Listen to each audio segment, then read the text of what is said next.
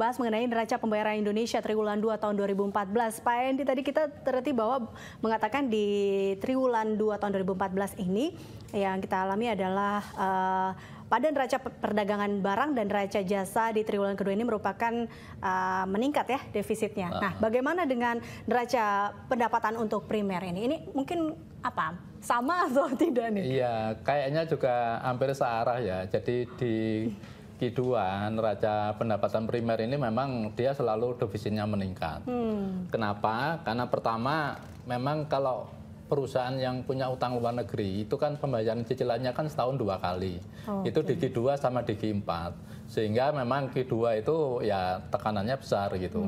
Itu satu. Yang kedua juga biasanya yang perusahaan-perusahaan asing itu di Q2 itu mereka mulai mengirimkan ininya profit transfernya. Jadi keuntungannya itu ditransfer ke perusahaan induknya di luar negeri. Termasuk juga pembayaran dividen-dividennya itu dibayarkan di Q2 sehingga memang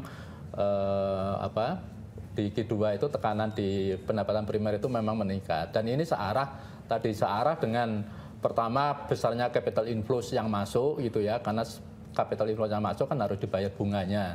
Jadi semakin besar capital inflows maka bunganya juga semakin besar.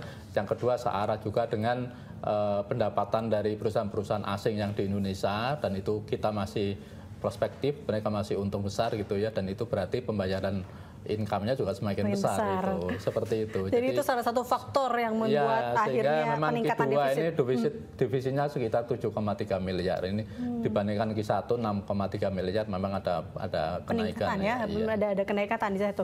Nah, ini apa mungkin kalau kita katakan bagaimana dengan perkembangan kinerja transaksi modal dan finansial selama triwulan 2 ini?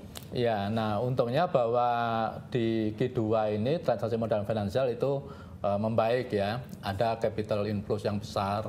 Kalau tadi saya katakan NPI secara keseluruhan kita surplus 4,3 miliar, itu karena memang surplus di TMF-nya ini gitu loh.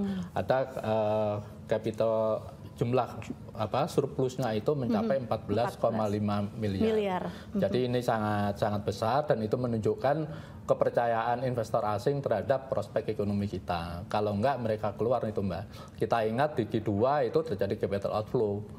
Nah, sekarang ini di Q2 2014 mereka melihat bahwa prospek ekonomi kita ke depan bagus, mereka berbondong-bondong masuk ke Indonesia. Ya, semoga ke depannya juga itu ya, dengan mungkin ramainya politik di Indonesia hingga akhirnya tapi mereka tetap melihat, percaya. Ya, mereka melihat stabilitas tetap terjaga, bahwa rakyat kita sudah berdemokrasi dengan dewasa, aman gitu ya. Itu yang mereka lihat gitu loh, ke depan mudah-mudahan bisa lebih bagus. Lebih baik lagi. Oke, nah ini kalau terkait dengan perkembangan investasi langsung itu seperti apa? Ya, kalau di investasi langsung ya kita ingat bahwa di Q2 itu kan investasinya di sektor real kan menurun. Pertumbuhannya hanya mencapai 4,5% dibandingkan Q1 yang tumbuhnya sekitar 5,1%. Nah, tapi kalau dilihat dari capital asing yang masuk melakukan investasi di Indonesia itu masih meningkat, masih mencapai 5,6 miliar dibandingkan dengan Q1 yang sekitar 5 miliar. Ya, jadi lagi-lagi bahwa dengan kalau investasi langsung itu kan orang melihat masa depan gitu Pak ya, ke depannya ya, jangka panjang. Nah, mereka melihat kita masih bagus ya. Sebagian besar penanaman modal asing itu masuknya di sektor manufaktur ya. Oh, ini secara sektoral ya? Sektoralnya itu di manufaktur. Kemudian yang kedua itu di perdagangan, dan yang ketiga itu di pertanian dan kehutanan. Khususnya yang lebih banyak itu di sawit. Kalau dari negaranya, investor asing yang paling besar itu masih negara-negara ASEAN, terutama Singapura, kemudian disusul Jepang dan negara-negara emerging market. Oke, nah ini terkait dengan kinerja investasi untuk portofolio yang juga mengalami penurunan ya. Ini terkait dengan berkurangnya stimulus moneter Amerika Serikat dan juga meningkatnya suhu politik. Ya, kita lihat yang di dalam negeri, yang keputusan MK dan segala macam ya, ini seperti apa Pak Edi? Iya, kalau di portofolio itu ya kita bersyukur masih tetap positif ya. Kita masih mencatat surplus cukup tinggi 8,7 miliar, ya hampir sama lah dengan Q1. Tetapi jangan lupa bahwa di Q2 ini ada pembayaran obligasi pemerintah yang jatuh tempo itu juga cukup gede, jadi global bond dan suku. Kemudian itu juga didukung oleh di saham, di pasar saham itu masih asing, masih net beli, masih ada capital inflows sebesar 1,7 dan juga didorong oleh ada 2 BUMN kita, ini BUMN penerbitan besar, obligasi ke luar negeri itu juga cukup gede ya, itu yang menyebabkan di portofolionya juga kita masih surplus besar, Mbak. Oke, baik. Nah ini kalau balik lagi ke investasi lain yang menunjukkan bahwa masih ada surplus di dalamnya, ini kalau kita lihat ada pada triwulan sebelumnya yang defisit, namun faktor utama apa yang akhirnya menyebabkan adanya perubahan ini? Iya, kalau di investasi lainnya ya other investment itu ada 2 sebetulnya. Yang pertama itu dari bank-bank. Bank-bank itu kalau triwulan yang lalu itu dia melakukan penempatan, jadi mentransfer duitnya ke luar negeri gitu ya. Nah di Q2 ini mereka menarik.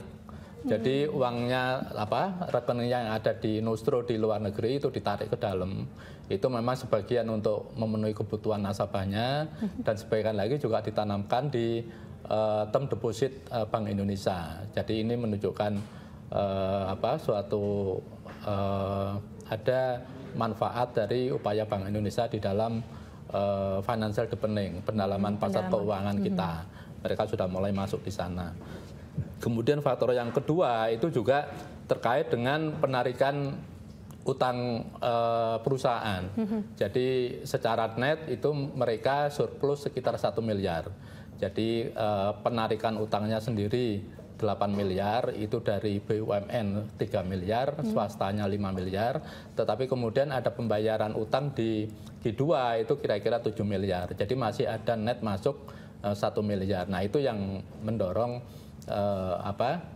investasi lainnya juga masih mencatat surplus. Ya. Baik. Oke, baik Pak Andi, kita akan lanjutkan masih dalam pembincangan terkait ini. Kita akan kembali pemirsa usai jeda berikut.